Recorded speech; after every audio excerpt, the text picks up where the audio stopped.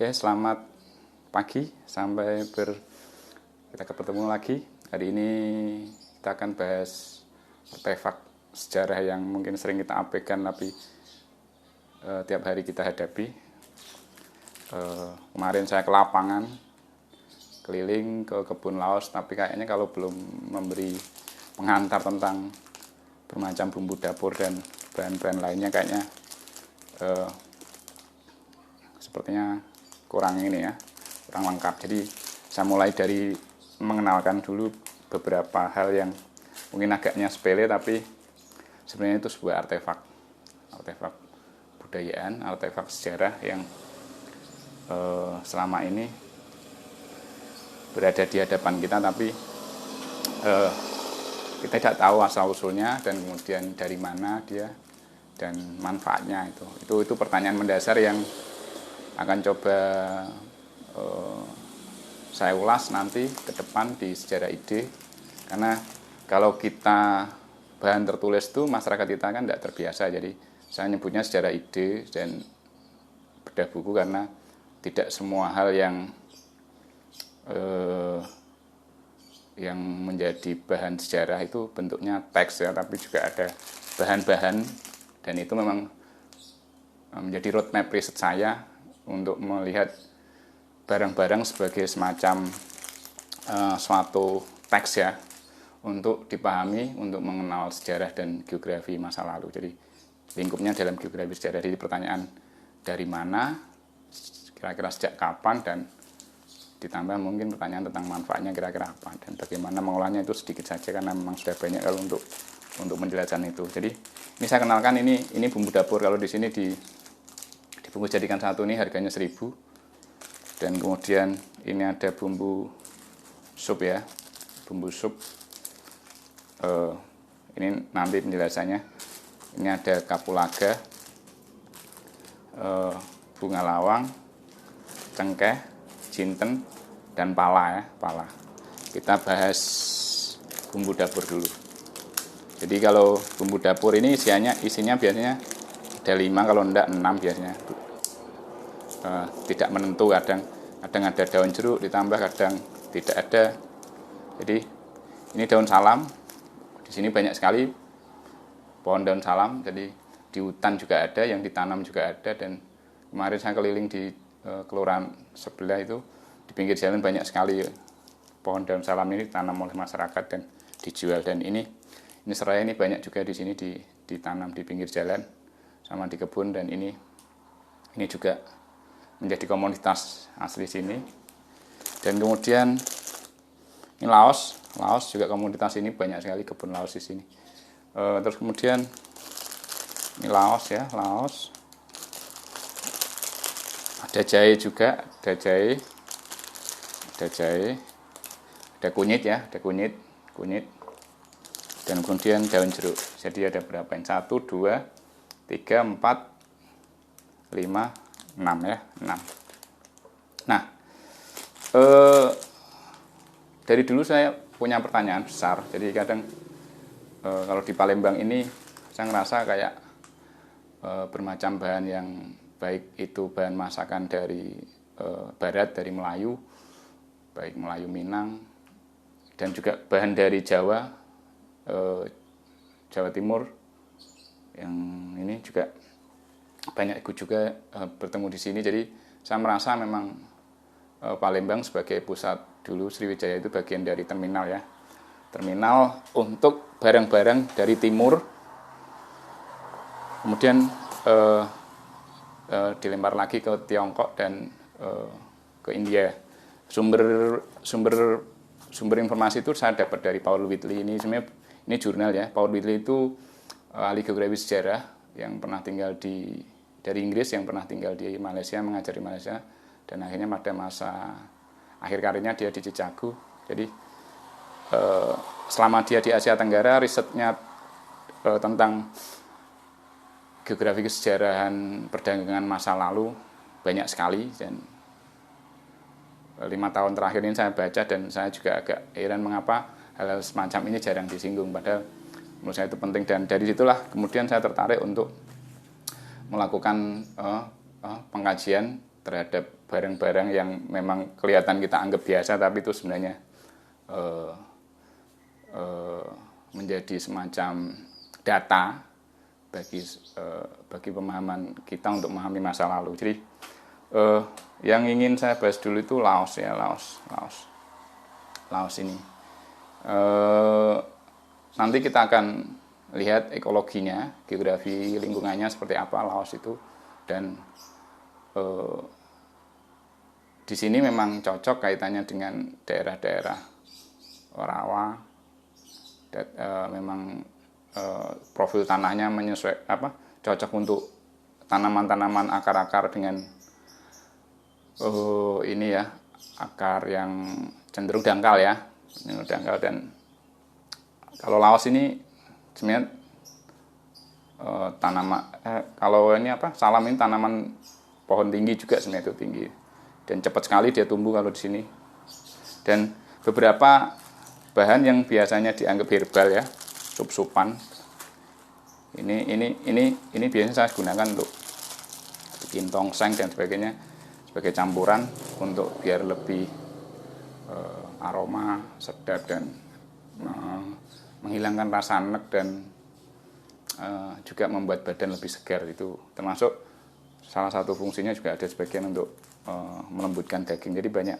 Jadi saya punya hipotesis bahwa nenek moyang kita meninggalkan warisan bahan-bahan semacam ini yang kesannya sepele, tapi sepertinya memang dia punya fungsi yang rumit ya. Jadi fungsi baik kesehatan maupun rasa. Jadi mengapa dia bisa bertahan hampir 1000 tahun dan kita menggunakannya tanpa sadar, dan kadang mungkin diabaikan karena memang selera kita sudah berubah. Tapi bagi orang-orang yang lama yang memahami masakan-masakan lama akan cenderung tetap menggunakan bahan-bahan semacam ini. Jadi awal mula kalau kita lihat perkembangan pemanfaatan bahan-bahan ini bisa dilihat dari perkembangan jalur sutra ya. Jadi kalau pada dinasti Tang abad sekitar 7 itu puncak-puncaknya itu terjadi pemberontakan di wilayah utara dari daerah yang sekarang jadi Mongol sama Rusia itu. Jadi jalur sutra darat akhirnya banyak terblokir dan kerajaan-kerajaan di Tiongkok kemudian mengalihkan jalurnya ke arah selatan dan akhirnya bertemu dengan masyarakat-masyarakat dan kerajaan-kerajaan kecil di Nusantara, salah satunya yang kemudian menjadi Sriwijaya dan Majapahit, dan kemudian mereka bertukar barang-barang itu. Dan ini menurut saya itu bahan-bahan yang memang asli lokal sini karena ekologinya memang memungkinkan ditanam di lingkungan tropis dengan lapisan tanah yang cenderung cocok untuk akar-akaran, dan bahan ini yang kemudian dijadikan herbal dan sekaligus makanan. Makanya kalau dalam bahasa Indonesia itu resep itu bisa dijadikan sebagai mengacu ke